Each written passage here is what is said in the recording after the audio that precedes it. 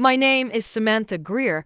There are days that stretch across your life like cracks in pavement. The day we buried my father was one of them. I remember the weight of the black dress clinging to my skin, the cold biting through my coat even though it was supposed to be spring. I stood between rows of headstones, my hands clenched around the program like it could hold me together. My mother barely looked at me. She dabbed her eyes with a tissue that stayed dry and clutched the arm of the man beside her like it was something normal. She introduced him to people as a longtime friend. The kind of phrase that slips easily off the tongue if you don't think about it too hard. But I thought about it. I thought about the late-night whispers I used to overhear through paper-thin walls. The hushed phone calls she ended too quickly. The text messages I once saw when she left her phone on the kitchen counter. She had flinched whenever my dad raised his voice, not out of fear, but guilt. I didn't understand it all then. Not fully. But that morning, watching her lean into another man hours after we buried the one who raised me, I understood enough. When we got home, the air felt wrong. My father's shoes were still by the door. His favorite mug still sat in the sink. But the man was there too, already comfortable on our couch, sipping coffee from a mug that didn't belong to him. My mother moved through the house like she was shedding a skin she never wanted to wear in the first place. Her eyes didn't meet mine. She didn't ask how I was doing. She didn't seem to notice I hadn't spoken in hours.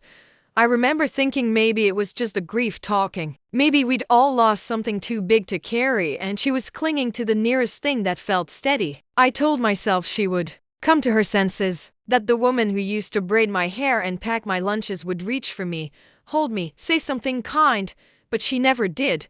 And that night, I knew something was already broken.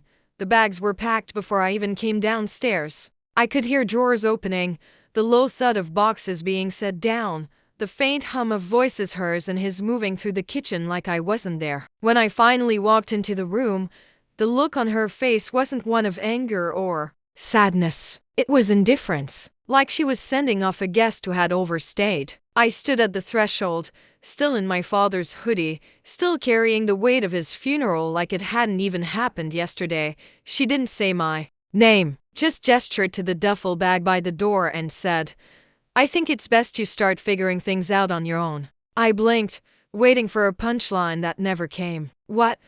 It was the only word I could manage. "You're too much of a reminder," she said, voice flat, eyes elsewhere. "Every time I see you, it's like he's still here." I didn't know what to say. How do you respond when your own mother tells you your face is a wound she's tired of reopening? I looked at the man beside her, the one who sat in my father's seat like he had earned it. He didn't flinch. He didn't look sorry. He just stood there, arms folded, as if this was the kind of conversation he'd had before. I wanted to scream, to beg her to look at me, to remember every birthday cake, every bedtime story, every scraped knee she'd kissed better, but she was already gone. Not physically, but in every other way. I left with one bag and no direction, no money, no plan, no place to land. She didn't even walk me to the door. I heard it close behind me, quiet and final. That was the last sound my childhood ever made. I spent that first night on a park bench near the library. It was cold, and I curled my body in on itself like maybe I could shrink the ache. I wasn't sure what hurt more, losing my father or being discarded by the only parent I had left. She called it love once, but love doesn't throw you out when you're already grieving. Shelters aren't quiet. That's one of the first things you learn. There's always a sound, a cough, a baby crying, someone pacing the hallway to stay awake. The silence you're used to when falling asleep gets replaced with layers of discomfort. I'd lie there some nights staring up at the water-stained ceiling, thinking of the soft click of my mother's heels across our old kitchen floor, or the way my father used to leave the porch light on, even if I was just walking down the block. The porch light hadn't been on that night. Neither of them had looked back. I bounced between shelters and overnight buses that were cheap enough to ride but warm enough to sleep through. The shift jobs came next, anything that paid just enough to get a few meals and a cup of coffee to keep me going. I worked in kitchens where no one spoke English, at call centers where no one cared if I was crying on the other end of the headset. I took classes in the evenings with whatever aid I could fight for, sometimes reading textbooks. in public bathrooms because it was the only place the lights stayed on all night. No one came looking for me. No calls, no letters, no one asked where I went. And after a while, I stopped expecting them to. But even in all that mess and the blisters on my feet, and the hunger that gnawed at me when tips were short, and the exhaustion so deep I'd forget what day it was I started building something, not with blueprints or contracts, but with grit. With every no I turned into a not yet. I learned how to file paperwork, how to write proposals, how to sit at the back of the room and listen so hard that people mistook me for invisible. Rock bottom didn't break me. It taught me how to climb. And every rung of that climb, every extra shift, every landlord who sneered at my application, every day I didn't give up when I had every reason to became the foundation for something I hadn't dared to imagine yet, something solid, something mine. It started small, my own name on a lease. A one-bedroom apartment with peeling paint and a window that stuck in the summer. But it was mine. After years of rotating shelters, couches, and 24-hour laundromats, turning the key in that door felt like unlocking something bigger than space. It was safety, control, a return to a version of myself I hadn't seen since my father died. I worked full-time and studied at night. I wasn't the top of my class, but I was there, showing up, turning in assignments, asking questions that kept me awake after 12-hour shifts. I learned how buildings were designed, how cities were shaped. I studied zoning laws the way some people memorize song lyrics. And slowly, something in me shifted. My world, once built on instability and survival, began to take shape with structure and vision. I stopped living hour to hour and started building, alive brick by brick. I got an internship with a small development firm, nothing fancy, just clerical work at first. But I paid attention. I kept my head down and my ears open. I learned what deals looked like in motion. I learned how power was negotiated behind conference doors, not shouted in the streets. And eventually, I wasn't just filing permits. I was writing them. My name started appearing on documents that moved money, buildings, futures. I wasn't the girl who'd been tossed out in a storm anymore. I was the woman who signed off on blueprints and attended city council meetings in a tailored blazer she paid for in full. No one clapped. There were no parades, no viral posts announcing the rise. But I knew I was becoming someone I would have looked up to at 17. Someone who didn't need to be rescued. Someone who created her own exits. My mother never saw any of it. Never asked where I ended up or what became of me. She never knew about the nights I came close to giving up or the mornings I refused to let go. But while she was busy forgetting me, I was learning how to remember myself without her, and in the silence she left behind, I built a life no one could take away. I first heard about the boutique through a city zoning notice. A small, historic commercial block was being highlighted for redevelopment proposals, and I recognized the address immediately. It was my mother's, the corner of Maple and Fifth, the building with the ivy-covered awning and hand-painted signage. I hadn't seen it in years, but I could picture it clearly: the chime of the front door bell, the shelves lined with overpriced scarves and candles, the cash register she used to let me play with when I was little. The application described it as a pillar of the community, a space curated with heart. There were testimonials attached, neighbors praising the owner's taste and resilience after personal loss. I read every word, my stomach tightening with each line. They spoke of her like she was some phoenix who had risen from the ashes of tragedy, not someone who had kicked her daughter out with barely a warning. She and the men who replaced my father had turned it into a story, a business born from grief, run with grace. They posed in local newsletters, attended city mixers. People admired them. No one asked where I was. I'd been scrubbed from their narrative like a smudge on glass. I stared at the photos in disbelief. She looked older, sure, but calm, proud, like she had done the hard work of healing and come out shining. And maybe she believed she had. Maybe she told herself that pushing me out had been a necessary purge, a way to shed pain and start again. But there was no mention of me in any article, no acknowledgement, no trace. Just her and him, standing in front of the boutique like it was a monument they built from scratch. But I remembered the truth. I remembered the night she packed my things, I remembered the years I spent clawing my way back. I remembered the floors I slept on while she laid down new tile for customers. She had built a store. I had built a company. And soon, the land she was standing on would belong to me.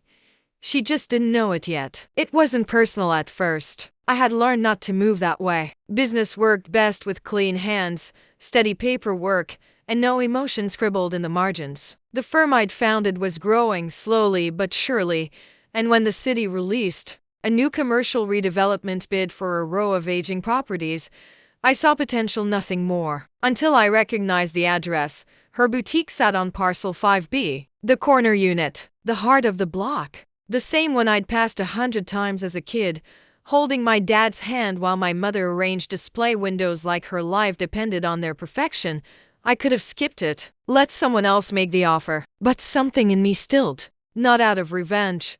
Not even out of resentment, just resolve. There was power in owning the land that once belonged to people who swore you'd never amount to anything. There was peace in showing up with title deeds instead of apologies. So I made the offer through a shell entity. No names, no trails, just a clean transaction. My legal team handled the details, and the paperwork moved swiftly. Apparently, the man she replaced my father with was eager to sell. The city's market was shifting, and they had no idea who was behind the signature. I didn't flinch when the offer was accepted. I didn't feel triumphant or cruel. I just felt finished, like I had finally closed a loop that had haunted me since the day I was pushed out the front door without a goodbye. I visited the site a week later. The ivy on the boutique's awning had yellowed in spots, and the windows looked duller than I remembered. Inside, I could see her arranging shelves, smiling at a customer. She didn't see me. Not yet. My team filed the final demolition notice the following Monday. 60 days notice. No exceptions. I didn't sign it with glee or bitterness. Just a quiet hand and a steady signature. She'd erased me from her story. Written me out. Like I was some smudge on her new life. But now the ink was mine, and the land beneath her feet. It was mine too.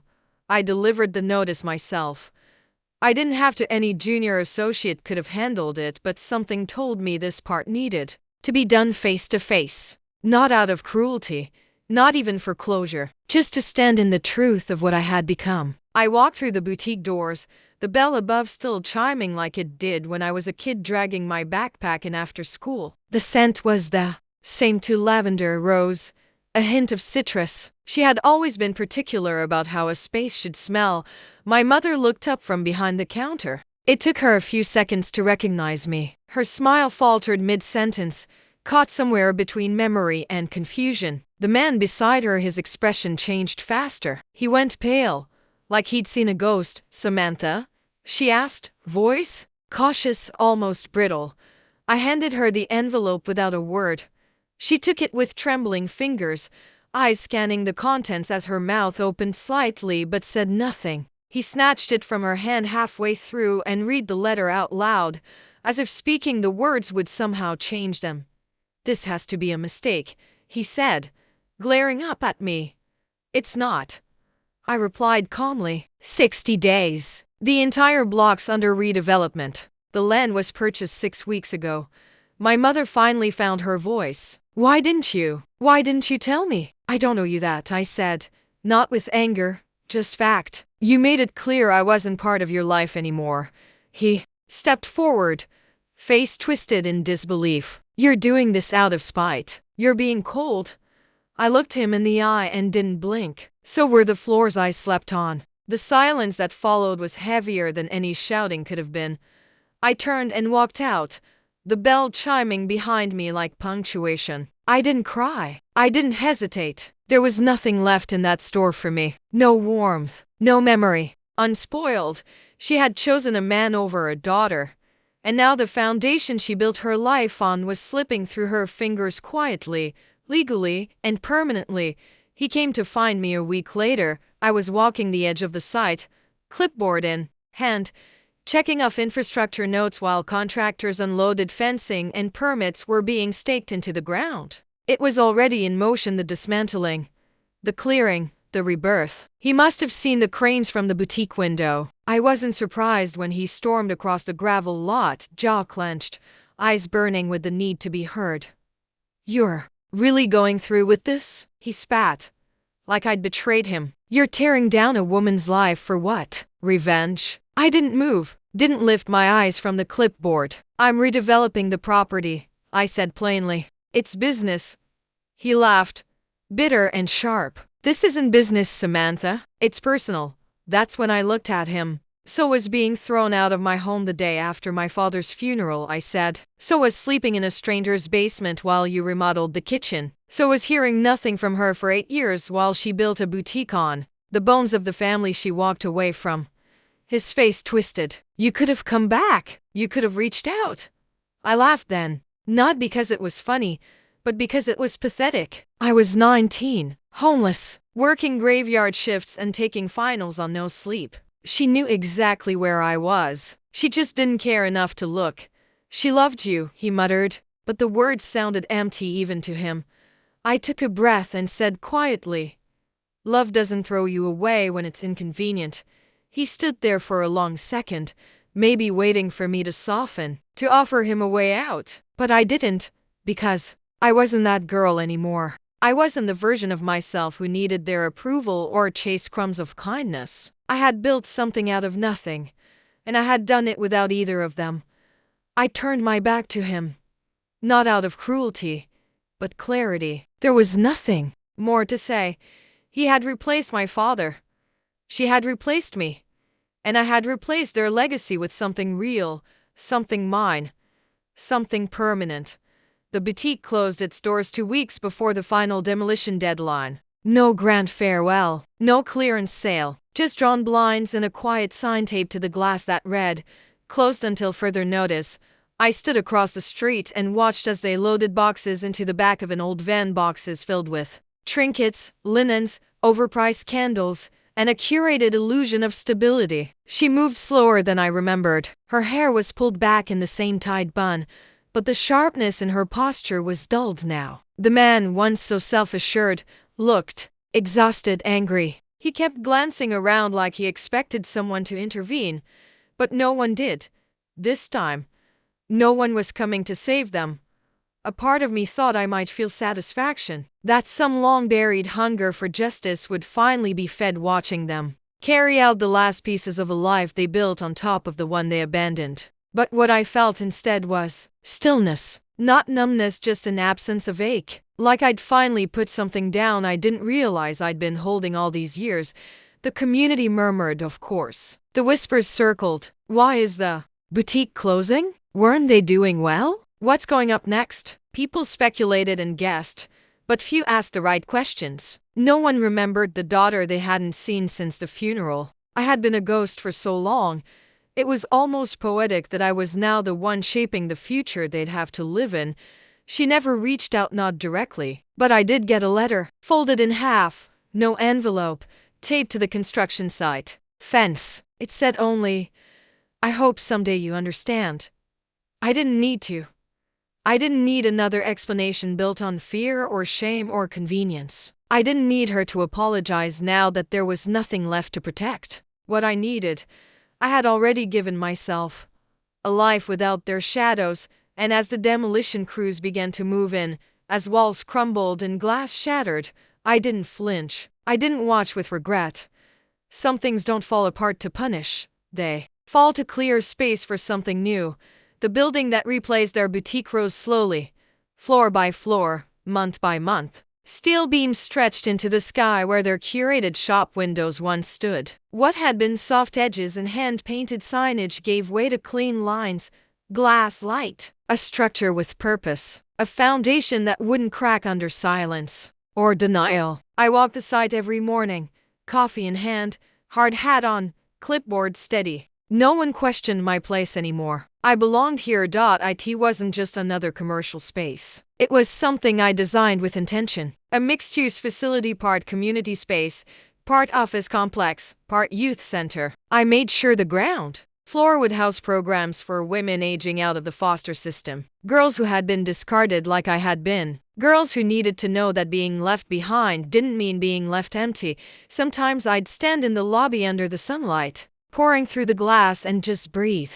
Not because I had forgotten what it took to get here, but because I hadn't. Every sleepless night, every double shift, every no I turned into a door cracked open just wide enough to slip through. It was all there, in the walls, in the floor beneath my feet. She never came to see it. Not during construction. Not after the ribbon cutting. Maybe she thought she wasn't welcome. Maybe she was right. Or maybe I just didn't need her there. The version of me who once begged for her approval no longer existed. I had built someone else from the wreckage, someone steadier, someone sharper, someone who understood her own worth without anyone needing to confirm it. People ask me sometimes what made me go into development. I usually say something simple: I liked building things. But the truth is, I needed to prove that what's broken isn't always lost. That sometimes the best way to heal is to tear down what was never safe to begin with and pour your own foundation, inch by inch, with hands that remember the cold but never stop working. They threw me out like a crack in their perfect story, but I came back as the woman who rewrote the ending, and I did it in concrete, steel, and permanence.